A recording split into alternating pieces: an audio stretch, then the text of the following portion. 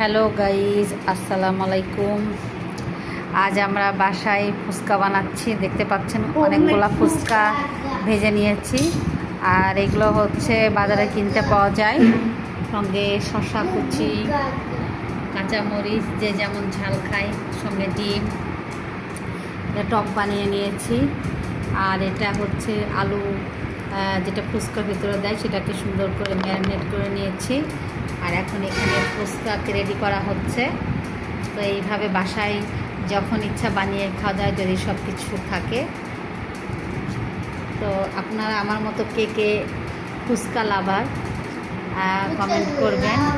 আমি তো অনেক ফুচকা পছন্দ করি, সেহেতু আমার ফুচকা যখন তখন খেতে কোনোই লাগে না। রাত হোক আর দিন, মন চাইলে এভাবে বানিয়ে খেয়ে ফেলি।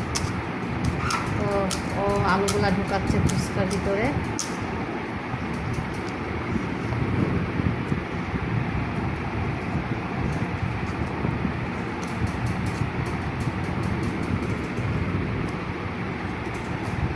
এইভাবে করে সবগুলা ফুচকাতে আমরা আলু ঢুকিয়ে নিব। হোমমেড ফুচকা। এই দেখেন আমাদের হোমমেড ফুচকা।